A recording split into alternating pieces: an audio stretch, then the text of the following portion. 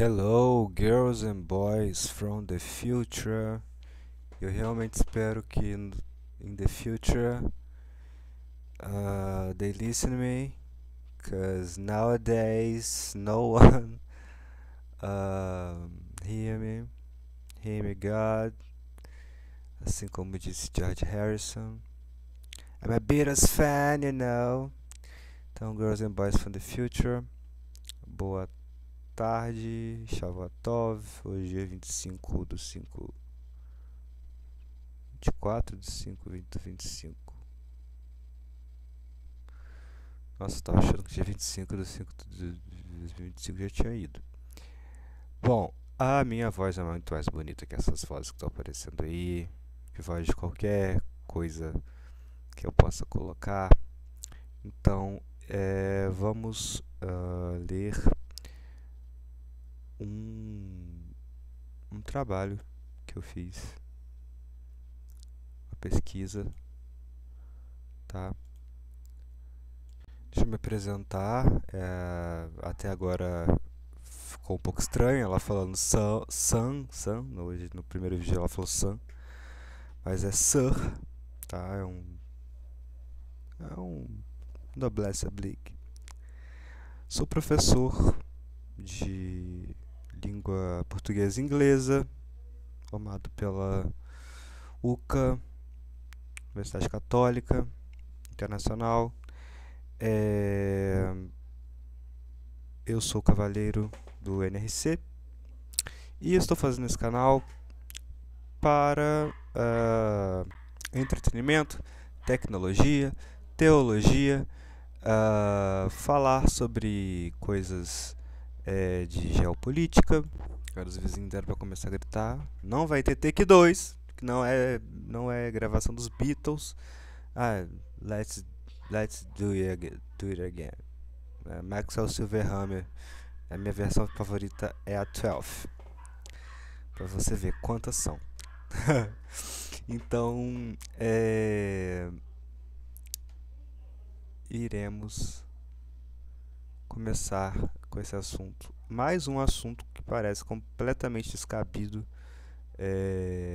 assim como foi esse vídeo postado hoje, o 001 GPTcast, falando sobre IAs, reencarnação e dominação das máquinas e multiverso. Assistam, é muita maluquice junta. E esse não poderia ser diferente. Aqui você sempre vai achar essas coisas. Não é doideira, não é viagem, tá? Porque muitas coisas... eu costumo dizer que às vezes é melhor nós contarmos a verdade quando não queremos nos ferrar. Sabe, você quer fugir da situação que você fez, mas assim, você mentir, não vai colar. Conta a verdade, porque a verdade é sempre, quase sempre, mais absurda do que qualquer mentira. O mundo é absurdo, a verdade é absurda, porque nós somos criaturas absurdas. Bom, eu queria começar tudo por aqui. Por quê? Aqui nós vamos ter a ciência falando também de forma vanguardista e falando também de forma religiosa, porque é um religioso, Albert Einstein, né? Então, aqui nós seremos apresentados a uma carta à viúva de um amigo, em que Einstein diz: agora, como você sabe, não tenho medo da morte. Ao contrário, ela é apenas uma transição de um estado físico para outro. O que eu imagino, e sou cético quanto a isso, é que os nossos corpos são compostos por átomos e moléculas que, ao morrer, se dispersam, mas a essência que fomos em vida, a nossa consciência, não desaparece.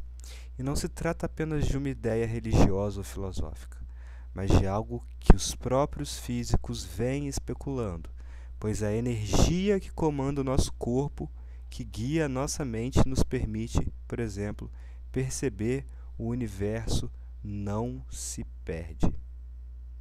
Palavras de Albert Einstein. Albert was right. Isso que ele disse casa com a ideia do judaísmo? Sim, com certeza.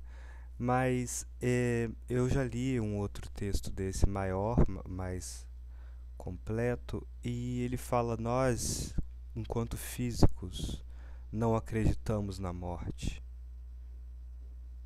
Não, ele fala: nós não acreditamos na morte. Na morte para sempre, né? Aí depois ele fala: enquanto físicos, né? Então, essa visão de Einstein, que se aproxima dessa compreensão da continuidade da energia e da matéria, ela é paralela ao que a física quântica e a experiência das fendas sugerem. A nossa realidade não é fixa, imutável. Ela é permeada por probabilidades, onde o ato de observação, o ato de estar, o ato de saber, o ato da consciência interfere diretamente no comportamento das partículas. Tá? Nós vamos falar mais sobre isso à frente. O experimento das duas fendas é o nome desse experimento que provou por A mais B que a nossa consciência molda a realidade. Realizado por Thomas Young, exemplifica esse comportamento quântico, no qual a matéria, quando observada, se comporta de maneira diferente. O que antes parecia ser uma partícula com um comportamento previsível, ela passava por 3 papéis com fendas, de forma a bater no último.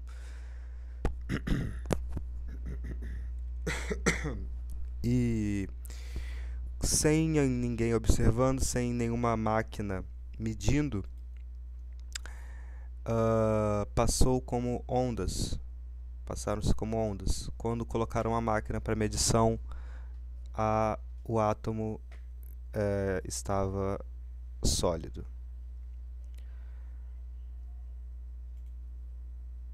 Ela era uma onda. Ela se comportou como, ela era sólida, se comportou como onda, depois voltou a se comportar como sólido, né?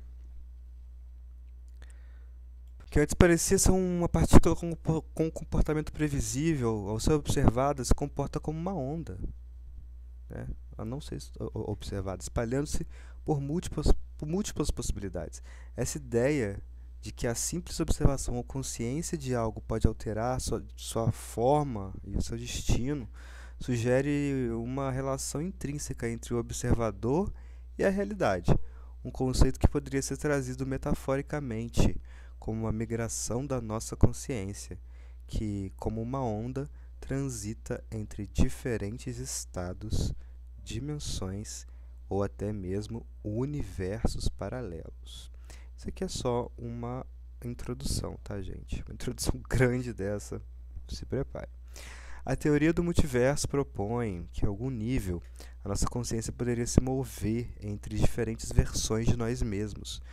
Porque, no que tange à física quântica, no nível quântico, nível quântico superior, tudo que pode acontecer, acontece. Quando você faz alguma coisa, são milhões e bilhões de probabilidades. Então, tudo que pode acontecer está acontecendo. Mas se não está acontecendo aqui, se eu peguei meu celular e consegui fazer o que eu queria, se eu peguei, ele não explodiu na minha cara, não caiu no chão, não quebrou a tela, não apareceu mensagem dizendo que eu ganhei, enfim, não aconteceu tudo que poderia acontecer, não foi roubado, enfim, aconteceu uma coisa só. Quer dizer que as outras coisas também estão acontecendo, mas aonde? Né? E isso não é totalmente dissonante com as ideias judaicas de reencarnação, que vem a alma como uma força que transcende o corpo físico, se transmuta em novas existências. A reencarnação no judaísmo, ao contrário do que pode ser encontrado em outras culturas não é só uma ideia de simples repetição, mas uma continuação do ciclo de aprendizado e de evolução espiritual. É o que chamamos de ciclo da alma. E aí, em um nível mais espiritual, porém agora não mais espiritual, um ciclo, mais pseudocientífico, encontramos ressonâncias com as ideias do Allan Kardec, onde o espírito, após a morte do corpo físico, continua sua jornada em outra dimensão também, retornando por vezes este plano de existência, mas sempre se reconfigurando, alterando a sua consciência e suas vivências. Essa mudança transforma a transição de consciência, que em um novo corpo seria talvez a versão mais simplificada do que se tenta alcançar ao se falar sobre a teoria do multiverso ou transição quântica. É parecido, tá? No judaísmo, a questão da reencarnação. Só que no kardecismo todo mundo reencarna, todo mundo tem que reencarnar, é meio que baseado nisso. No judaísmo, você reencarna até você cumprir o seu propósito, até você se tornar uma pessoa iluminada. Se você deixou, se você, né, a pessoa volta por não ter cumprido um plano, não ter divino, não ter deixado meio que faltas aqui, coisas a pagar. Isso meio que também casa um pouco com o kardecismo. Mas não é aquela questão de todo mundo tem. Não, não é todo mundo que tem. E você pode pagar essas coisas de outras formas também, como nos ciclos da alma. Mas vamos lá. A teoria do multiverso propõe que, em algum nível, nossa consciência poderia se mover entre diferentes versões de nós mesmos, em realidades paralelas. Olha que legal, se um de mim já é top, imagina vários. Isso não é totalmente dissonante com as ideias judaicas de reencarnação, que vem a alma com uma força que transcende o corpo físico e se transmuta em novas existências. Sim, aquela árvore da vida lá do Thor. Então aquilo ali é judaísmo purinho, tá? Os muitos reinos, né? A árvore da vida da Sefirot, a Sefirot que inclusive a teoria das cordas e a Sefirot são basicamente a mesma coisa. O judaísmo também prega o Big Bang, mas o judaísmo contou a piada mais baixo, foi um padre contou a piada mais alto, todo mundo riu. Então o pai do Big Bang é um padre. Mas se prestar atenção na Kabbalah, é fácil de entender, né? Então a reencarnação do judaísmo, ao contrário do que pode ser encontrado em outras culturas, não é uma ideia de simples repetição, né? Então, eu estava falando sobre o kardecismo já, eu voltei, nem eu fazendo roteiro, o negócio, né? Então é uma pseudociência, tá? E a diferença também é que nós não podemos invocar espíritos de gente morta, tá? Eles até podem aparecer para você, mas você não pode invocá-los. Também é uma coisa mais difícil e is not my cup of tea, not my clue, tá? A minha parte teológica nisso aí é outra, tá bom? É mais alarrínica, não nessa parte. Aqui é onde a pseudociência, muitas vezes relegada ao campo das crenças populares, se aproxima das especulações mais científicas.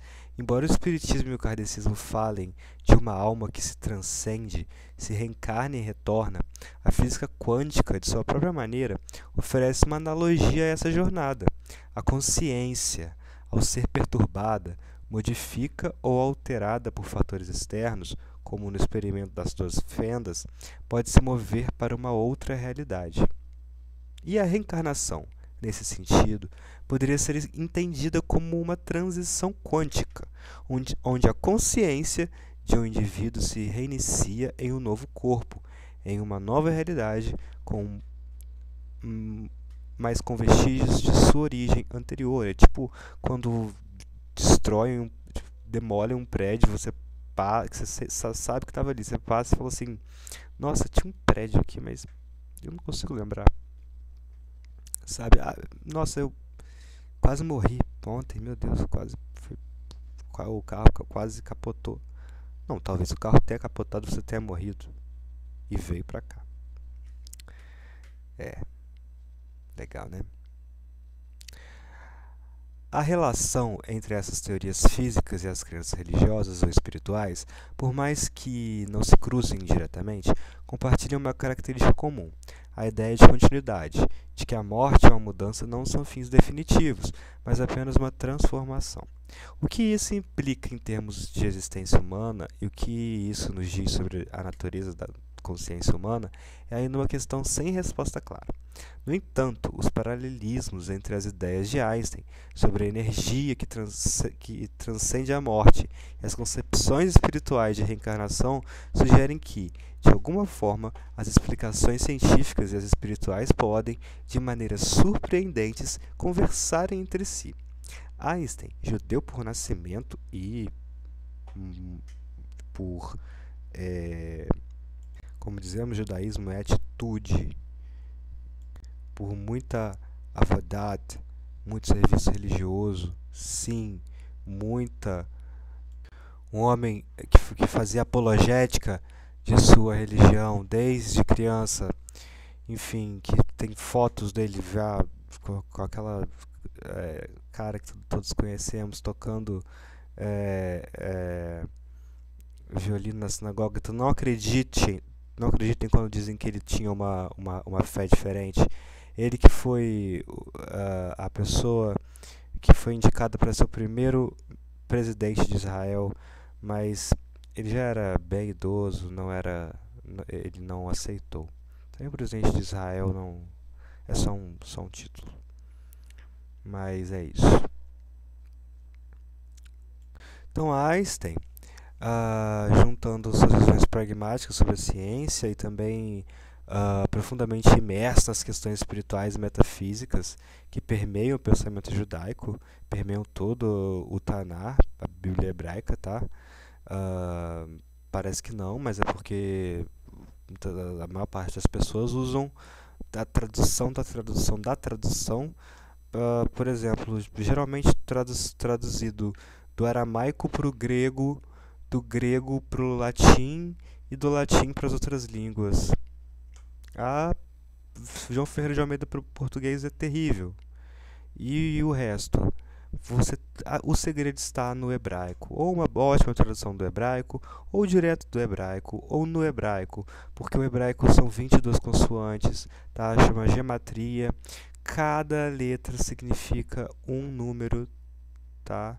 E então cada palavra se torna um algoritmo. Cada sentence, cada frase se torna uma equação e assim por diante. Assim temos novos significados, tá? Que não são literais. Aquilo ali não é literal, muita coisa não é literal, a maior parte das coisas não são literais. Enfim. Mas é como Taná diz: meu povo peca por falta de conhecimento. Como é que você vai descriptografar o negócio depois de passar ele por 70 línguas diferentes? Não tem como. Então ele parecia talvez olhar para além da física para perceber que a realidade, tal como a conhecemos, é muito mais fluida e maleável do que imaginamos. O universo, ele sabia, não é um espaço fixo, mas algo que pulsa com probabilidades, que talvez a consciência humana seja um reflexo dessa flexibilidade, um reflexo de algo que transcende a física e ao mesmo tempo está profundamente ancorado nela. Assim, ao olhar para a transição quântica, para o experimento das fendas e para as questões da reencarnação no contexto judaico e espírita, é possível encontrar uma harmonia entre ciência e espiritualidade, entre a física e a metafísica. As ideias de Einstein, embora baseadas em uma profunda compreensão do universo físico, nos convidam a refletir sobre o que se esconde por trás da realidade que percebemos, sobre o que acontece com a nossa consciência depois que o corpo se desfaz e sobre as infinitas possibilidades que existem nas intersecções entre esses mundos. Vamos começar! Sim, só agora. A consciência como ponte entre ciência e eternidade. A ideia de que a morte não é um fim, mas uma transição, sempre me fascinou. Não como uma abstração filosófica, mas um quebra-cabeça que une física, espiritualidade e a natureza da própria consciência.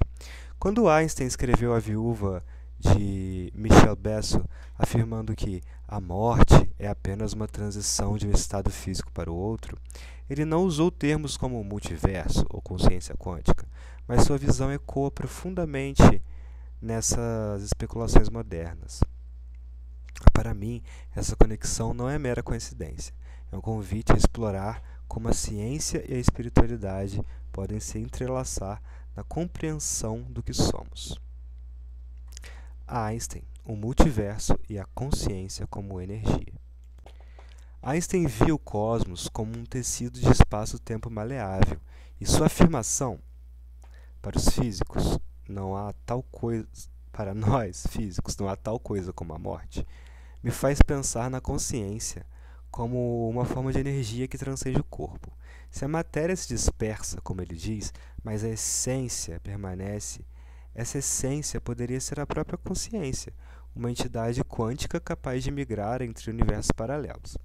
Uma coisa assim, que pode ser muito bem isso são os casos de quase morte, em que as pessoas se veem fora do corpo, veem o corpo, né, a consciência saiu do corpo, está vendo o corpo, ou projeções astrais, né, e muitas pessoas já comprovaram que ouviram o que foi dito no quarto enquanto elas estavam quase morrendo, mas elas estavam fora do corpo, a consciência delas estava ali ainda.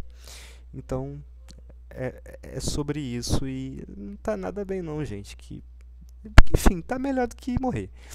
A teoria do multiverso, com suas infinitas realidades desdobradas a cada decisão, oferece um cenário fascinante.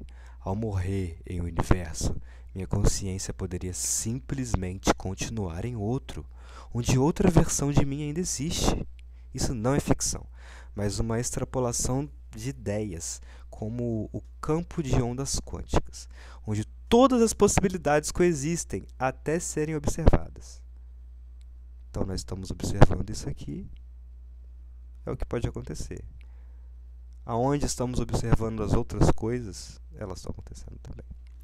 Como no experimento das duas fendas, onde partículas se comportam como ondas ou partículas dependendo da presença de um observador.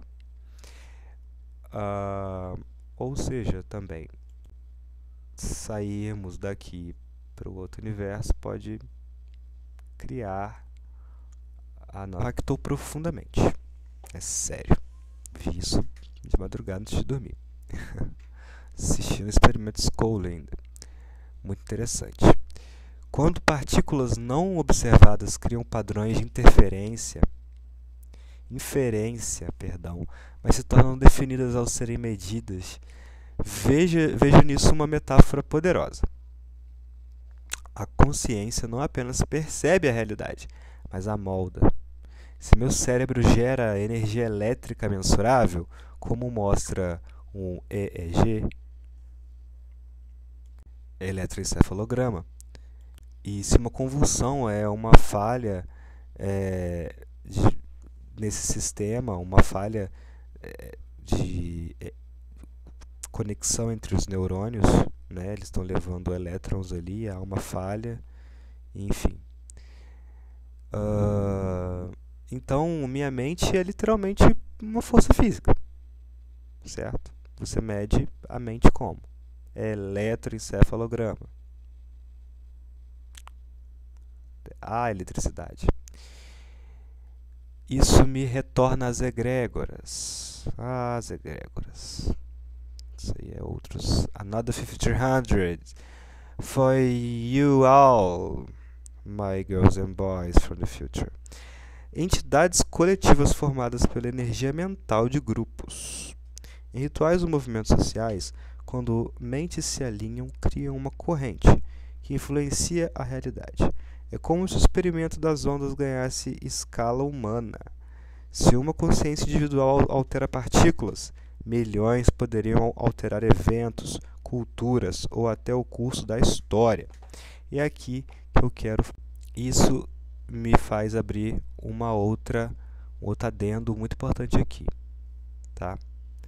Basicamente, todas as religiões têm a questão da egrégora, não só as religiões, como os grupos iniciáticos, místicos.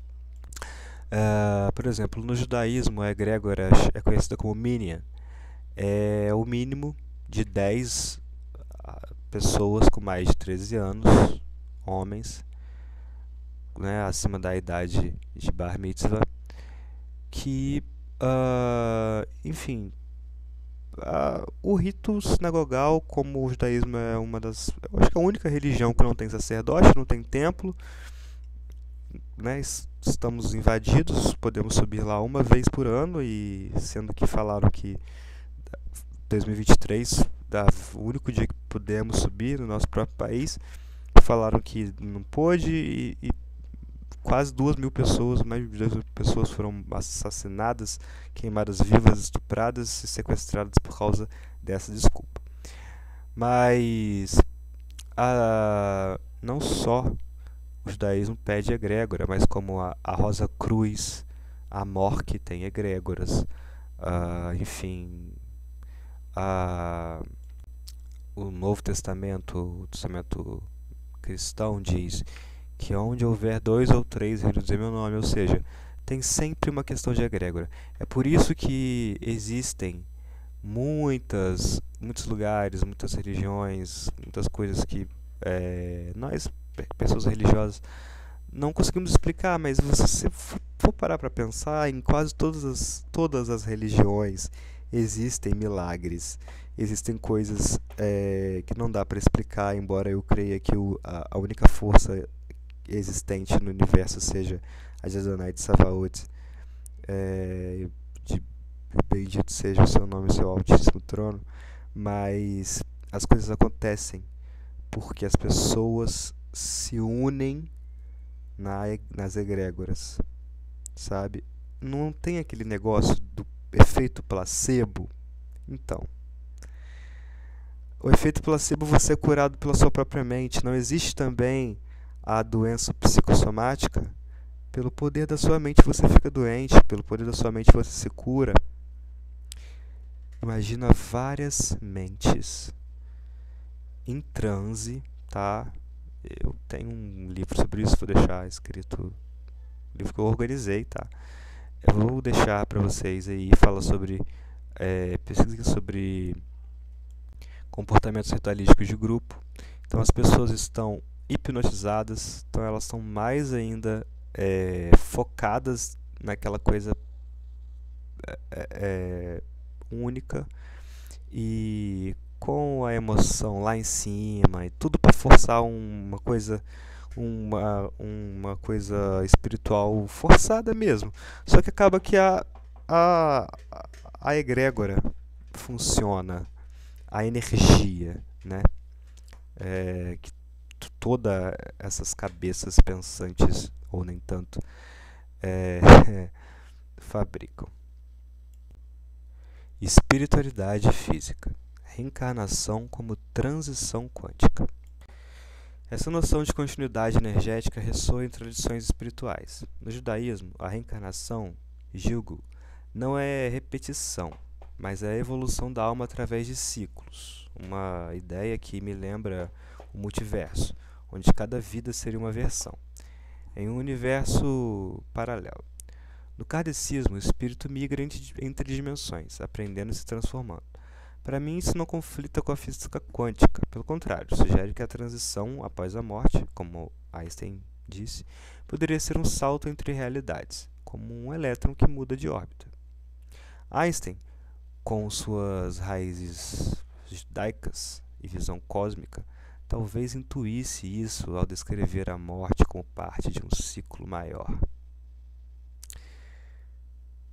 Simulação, banco de dados cósmicos e a jornada infinita. E se tudo isso for parte de uma simulação? A hipótese de Nick Bostrom, e eu já adianto que eu nunca vi Matrix na minha vida, de que vivemos em um código criado por uma inteligência superior, não anula a ideia de continuidade, e nem a ideia de que esse ser superior seja Deus ou que nem os aliens negam Deus, tá? Vocês precisam assistir mais Star Trek. Em Star Trek é sempre assim, é uma espécie mais elevada, ajudando um planeta mais um planeta primitivo, só que eles não se mostram para não atrapalhar, e os caras acham que eles são deuses. Eram deuses os astronautas, né? Então nada disso nega a Deus. Então a hipótese de Nick Bostrom de que vivemos em um código criado por uma inteligência superior, e é interessante que é muito interessante aqui a hipótese de Nick Bostrom de que vivemos em um código criado por uma inteligência superior. E o interessante, como disse Neil deGrasse Tyson, é que gostaria muito de dizer que não vivemos, tá, em uma simulação, mas é o mais provável, ele diz. Elon Musk disse há muitos anos atrás que é uma chance em bilhões de daqui ser a realidade base. E o mais interessante de tudo isso, que parece mais louco, é que a realidade, que nós temos mais consciência das coisas aqui do que na realidade base. Talvez na realidade base eles não liguem, talvez na realidade base seja algo para o deleite deles, talvez seja só uma coisa que eles fazem para arte, não sei, porque eles podem, mas observa-se que todas nós, observando por nós mesmos, né? Observa-se. Mas sim, observa-se. Não posso ensinar vocês errado, tá? Na prova é desse jeito. Observa-se, né? Eu acho. Tá, mas observa-se que quando a civilização vai se desenvolvendo, ela vai criando simulações, né? Reality shows, criamos The Sims, criamos Second Life já. Você pode procurar na internet pessoas explicando para os NPCs dos videogames que eles são videogames, que eles são personagens, e as pessoas piram no jogo, falam, não, eu tenho família. Então quem foi o seu primeiro melhor amigo quando você tinha 9 anos? A pessoa fala. Não sei o que, mas não, eu lembro quando eu me casei, eu lembro quando meu filho nasceu, dia mais feliz da minha vida, não sei o que. Então pra eles é verdade, tá? É muito louco mesmo, né? E então aqui nós temos talvez teríamos a inteligência até superior à da realidade base. De tão longe que nós estamos da realidade base. Digamos que uma civilização muito superior criou um computador quântico há bilhões de anos atrás. Esse computador quântico foi com sua IA, foi criando um monte de repetições, de IAs novas enfim, de simulações dentro de simulações, simulações, simulações, simulações. E é isso aí.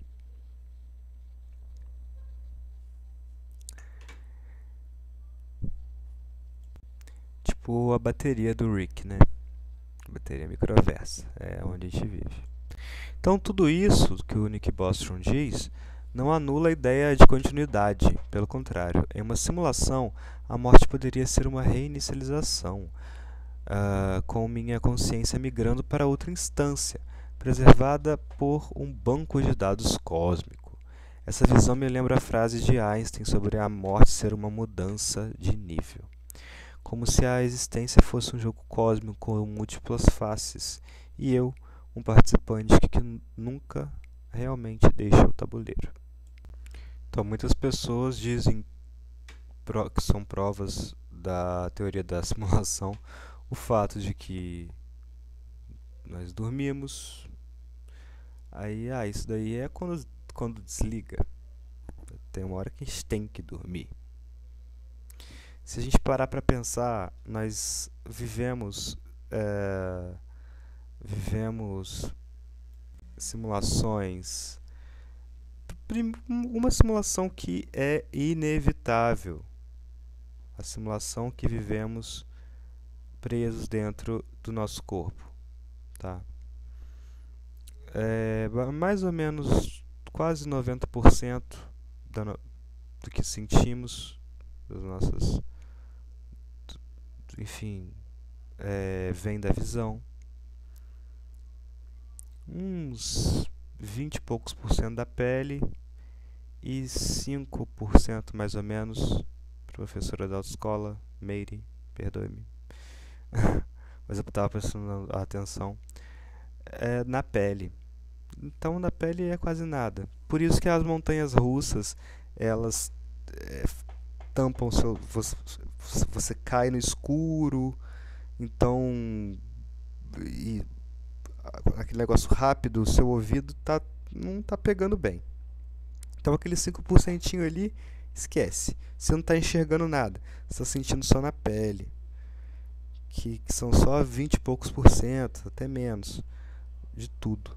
Então o seu cérebro acha que você está caindo do espaço, mas não. Às vezes você tropeçou, caiu 1 centímetro, mas parece que é muito mais. É por isso que eu sou motociclista, mas eu odeio ser garupa, porque eu tô atrás, eu não estou enxergando, o capacete está tampando, minha audição está diminuindo, minha visão está menor, eu estou sentindo na pele, parece que está muito mais rápido, né? Outra coisa também sobre a teoria da simulação é déjà vu. Aquelas coisas que você pensa, putz, mas isso não tava aqui, isso aqui não era assim, cara. Esse prédio era de outra cor ontem, tenho certeza. Talvez você tenha morrido, deixado sua família triste do outro lado e tá vivendo aí em outro planeta. Você foi comprar cigarro em outra dimensão. Nossa, muito bom você. Não morra, fique com os... Imagina, você tá com... Meu Deus, é louco pensar nisso, né? Você deixou pessoas e pessoas pra trás, chorando por você, e você tá aí, vivendo a vida tranquilepa. Então, a simulação, não só isso, tá? Mas se você pegar de 2000 até 2025, dia de hoje, 24/5, a ciência evoluiu nesses 20 anos, esses 25 anos, pô, tá difícil hoje. Nesses 25 anos a ciência evoluiu mais do que nos últimos 4.000, 5.000. Se você pegar de 1940 até agora, é mais de 10.000 anos de diferença proporcional. Isso não é normal. Isso não é normal. Isso não é o caminho humano. Não é. Tem toda a cara de ser uma questão de simulação. A consciência como um fio que tece realidades. Unindo essas ideias, vejo a consciência como um fio que conecta todos os aspectos da existência. Ela molda a realidade através da observação, como nas fendas quânticas, ganha poder coletivo nas egrégoras, transcende a morte via multiverso ou reencarnação e persiste mesmo em simulações. Einstein, ao negar o caráter absoluto da morte, abriu caminho para essa síntese entre ciência e espiritualidade. Hoje entendo que minha existência não é linear. Que bom. Mais uma rede de possibilidades. Quando meu corpo se for, minha consciência, essa energia que influencia partículas, se funde em coletivos, atravessa dimensões e emana de Hashem, assim como a que ele tirou dele e iniciou o Big Bang e está em cada um de vocês, meus irmãos, de todas as religiões e todos os lugares do mundo. Talvez continue em outro universo, outra simulação, ou em uma forma que sequer posso conceber. A morte, então, meus amigos, não é um fim, mas um limiar. E nesse limiar, física e fé não são rivais. Nunca foram. Mas linguagens diferentes para a mesma verdade. Somos energia em trânsito, eternamente recriando a nós mesmos e ao mundo. Talvez não eternamente, mas for a while, you know. A ideia de que a morte de uma pessoa não é um fim absoluto, mas uma transição para uma outra forma de existência ou para um outro universo, é sido explorada de várias formas ao longo da história e se aproxima de especulações modernas sobre o multiverso e a consciência. Embora Einstein não tenha usado esses termos em suas cartas, a conexão com essas ideias é de fato muito pertinente. Einstein sempre foi fascinado por questões profundas sobre a natureza do espaço-tempo, a realidade e a relatividade. Sua visão sobre a vida, a morte e a continuidade, como expressado na carta à viúva de Michel Besso, reflete sua crença de que a morte não é um fim, mas sim parte de um ciclo maior. Embora ele não tenha falado diretamente sobre o multiverso, a consciência passando para outro universo, ou sobre o ciclo de almas do judaísmo para a reencarnação, foi tudo casado, tudo a mesma coisa. Menos a questão do catecismo, é um pouco diferente. Da maneira que associamos hoje em dia, em termos modernos, a visão de Einstein sobre a natureza da existência e da morte pode ser vista como uma antecâmara a essas discussões. A ideia do multiverso, onde diferentes universos coexistem paralelamente, com diferentes versões de nós mesmos em cada um, se alinha bem com as questões que Einstein levantou sobre a imortalidade e a continuidade da existência. Em uma visão mais moderna do multiverso, baseada nas teorias de física quântica e cosmológica, a ideia é que, em cada decisão ou evento, diferentes possibilidades se desdobram, criando verdadeiros paralelos. Cada um desses universos pode ter variantes de nossas vidas, com nossas coincidências, existindo em diferentes estados ou realidades alternativas. Só uma coisa, estamos aqui nos utilizando do judaísmo também. No judaísmo, tá, a alma não é imortal. Isso os cristãos acham errado. A alma imortal é uma questão pagã. A alma se torna imortal, tá?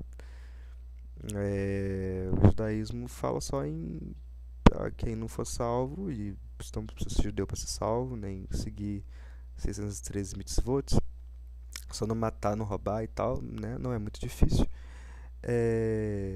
Então, por isso que o judaísmo não é uma religião missionária. Você não vai ver judeu falando aí, você tem que se converter. Você não tem que se converter, você não precisa. Tá? Mas apenas, claro, ninguém morre até que haja o Olam Abba, o Gan Eden, tá? Depois disso, aí ninguém morre mesmo. Mas aqui vamos colocar sem questões religiosas, tirando essa parte aí, vamos colocar que vai demorar 70 milhões de anos. Então, não vamos morrer por 70 milhões de anos. Meu Deus, espero que isso não soe como heresia, tá? Não tô dizendo que vai ser isso, não.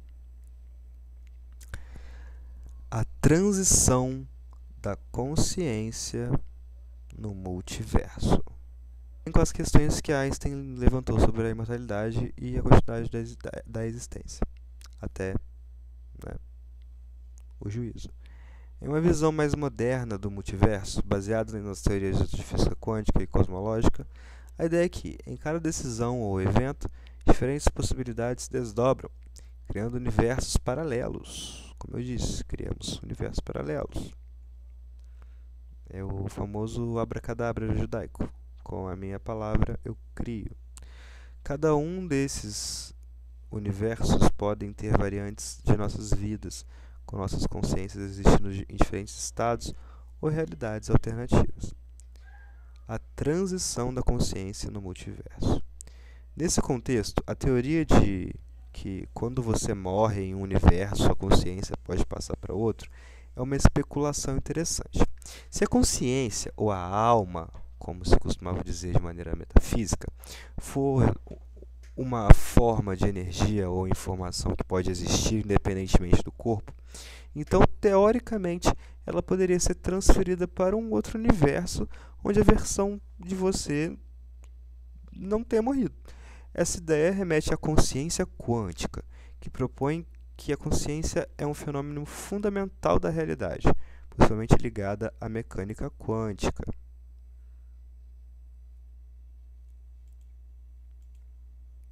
Aqui, o conceito de paralelismo entre universos e a transição de consciências se aproxima da ideia do campo de ondas quânticas, onde diferentes possibilidades de um evento existem simultaneamente até que uma decisão seja feita. Isso pode ser comparado com o famoso experimento da dupla fenda, ou seja, tudo que pode acontecer, acontece.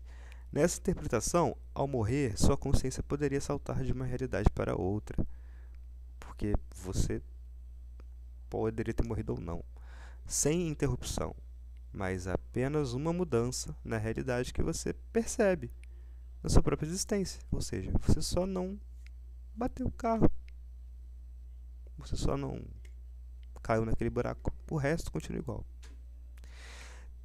Teoria da simulação e multiverso. Agora, combinando isso com a ideia da simulação, que, como já mencionei, pode se fundir com a noção de multiverso, há outra linha de pensamento que vem ganhando força, especialmente entre filósofos e físicos contemporâneos, nem tão contemporâneos assim, que é a teoria da simulação, ou a hipótese de que a realidade que vivemos pode ser uma simulação criada por uma inteligência superior ou por uma civilização mais avançada. Segundo alguns teóricos da simulação, como Nick Bostrom, se estivermos vivendo em uma simulação, então as leis que governam a realidade não são aquelas que conhecemos da física clássica. Elas podem ser manipuladas de dentro da simulação, como um sonho lúcido, com a consciência dos simulados, podendo ser transferida para diferentes instâncias de realidades paralelas, como se a morte fosse apenas uma reinicialização ou uma transição para outro ciclo de simulação. Nesse cenário, a morte não seria um fim, mas uma espécie de transição programada ou até defeituosa, onde a consciência poderia ser migrada para outra simulação, mantendo a continuidade da experiência subjetiva de cada ser. Essa visão conecta a ideia de paralelismo, a existência de múltiplas realidades, com a noção de identidade e continuidade da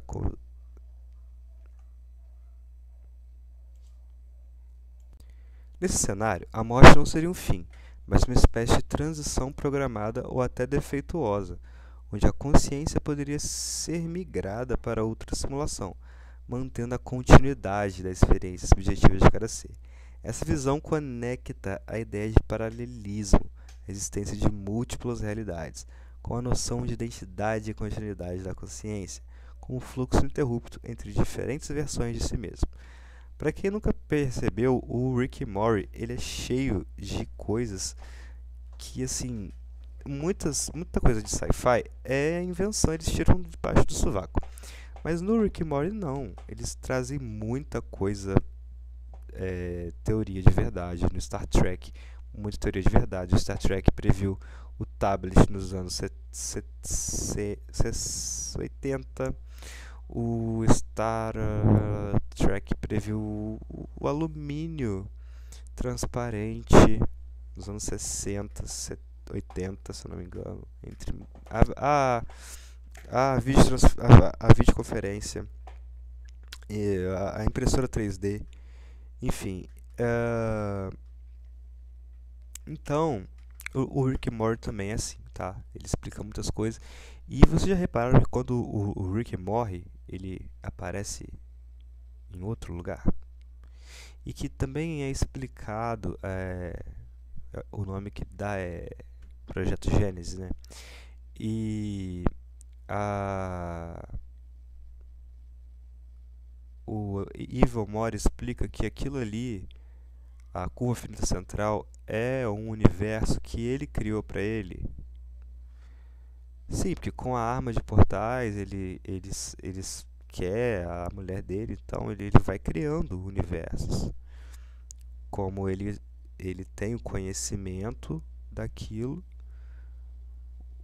o nosso conhecimento molda o universo. E é assim que ele molda tudo.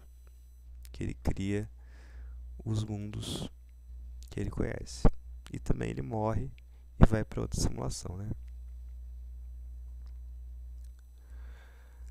A visão de Einstein. A visão de Einstein, ao falar sobre a morte e a continuidade da existência, pode ser interpretada à luz de tudo isso. Quando ele diz que, para nós, os físicos, não há tal coisa como a morte, ele parece sugerir que a morte, tal como a entendemos, não é um término absoluto, mas apenas uma mudança ou transição. Se você olhar por essa ótica, talvez o próprio conceito de morte para Einstein fosse uma transição dentro de um sistema maior e não uma falência do sistema. Sua visão sobre o cosmos e a relatividade do tempo e do espaço pode ser interpretada como a existência de múltiplas realidades coexistindo, mas operando de maneiras que ainda não compreendemos plenamente. Ao mesclar os textos e decisões de Einstein com a teoria moderna do multiverso, podemos interpretar que a morte, para Einstein, não é o fim de tudo, mas uma transição dentro de uma realidade maior. E se a consciência for entendida como algo que transcende o corpo físico, como alguns teóricos de física quântica sugerem, a ideia de que ela possa passar de um universo para o outro ou de uma instância para outra ganha força. Ou, como os kardecistas tendem a achar, elas podem se unir em como amálgamos, nuvens de consciência, porque é matéria também. Enfim, eu acho que foi isso que eu entendi. Essa possibilidade também se alinha com a teoria da simulação, onde a morte não é mais que uma mudança de nível ou reinicialização no jogo da existência, e a consciência pode transitar para outras instâncias do multiverso, ou até mesmo permanecer preservada em algum tipo de banco de dados cósmico, aguardando para ser carregada novamente. Isso que eu brinquei aqui em cima, tá? Me lembrou o Rick e Morty de novo. Porque o Rick chega nessa conclusão, tá? De que a consciência é um amálgama e quando ela sai, ela se junta a outras consciências. É aquele episódio onde ele vai para os Vikings, aí ele vai para Valhalla, né? É a mesma coisa, tá? A mesma coisa. Vou fazer uma série aí de coisas realistas que tem da ciência ali no Rick and Morty.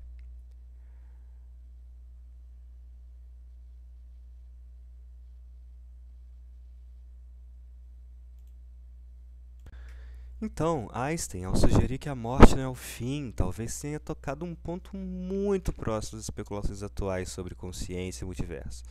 A ideia de que a consciência poderia passar de um universo para o outro após a morte se alinha com a visão relativista de Einstein sobre a continuidade e a transição, bem como as teorias contemporâneas do multiverso e da simulação.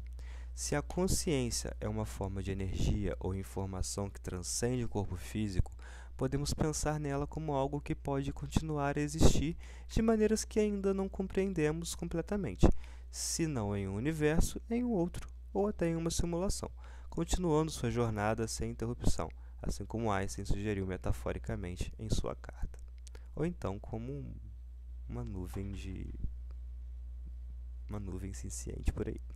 Essas ideias estão, sem dúvida, ainda em aberto para exploração, e o campo de pesquisa em física quântica cosmológica e teoria da simulação continua a expandir o horizonte do que é possível pensar sobre a morte, a consciência e a vida após ela. Essas ideias estão, sem dúvida, ainda em aberto para exploração, e o campo de pesquisa em física quântica, cosmologia e teoria da simulação continua a expandir o horizonte do que é possível pensar sobre a morte, a consciência e a vida após ela. Isso é algo que se aproxima daquilo que Einstein, em sua reflexão, colocou de maneira tão tocante à viúva de seu amigo, do qual o texto já lemos. Ele expressou que a morte não é o fim, mas uma transição, um estado de mudança onde a matéria e a energia não se dissipam, mas se transformam. Essa ideia de continuidade, de que a morte não é um fim, mas uma mudança, ressoa fortemente não só nas teorias modernas da física, como no conceito judaico de reencarnação, um ciclo contínuo de vida e de morte que atravessa gerações e que nos faz ter também o respeito cabalístico pelos animais, porque ninguém quer voltar um cabrito.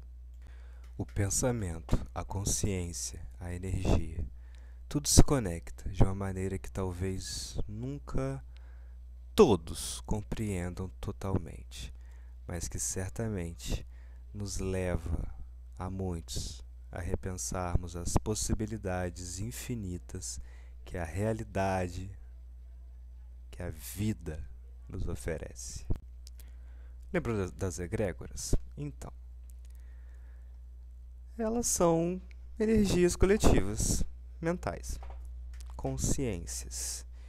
E aqui é onde entra um conceito fascinante. As egrégoras, né, que são comportamentos ritualísticos de grupo, alimentados pela energia do pensamento coletivo, com as pessoas compartilhando as mesmas intenções, como eu já disse. Em muitas culturas, as egrégoras são vistas como forças capazes de influenciar o comportamento, os eventos e até mesmo a realidade física.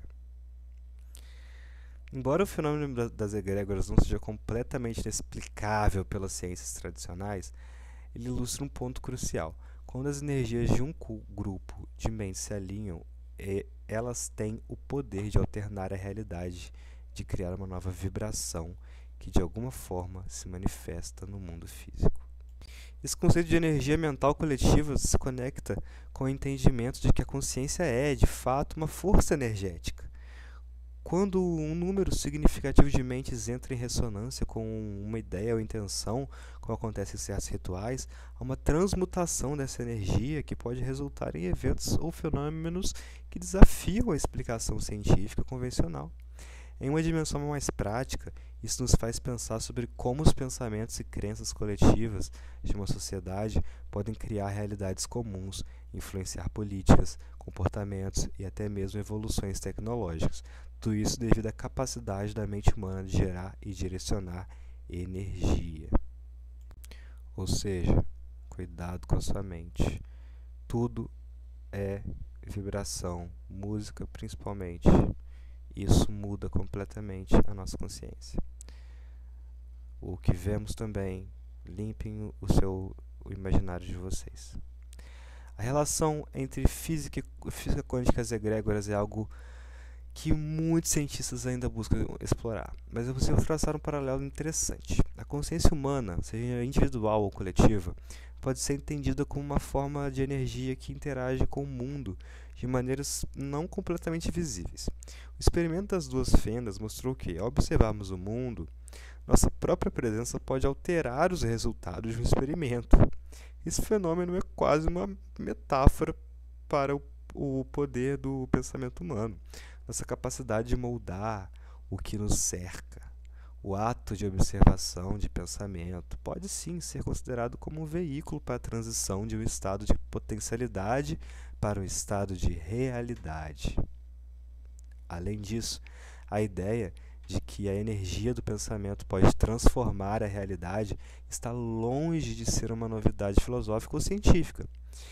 Em muitas tradições espirituais, especialmente no judaísmo, a ideia de que a consciência, a alma ou o espírito não desaparecem, mas transcende para uma nova forma, está profundamente enraizada.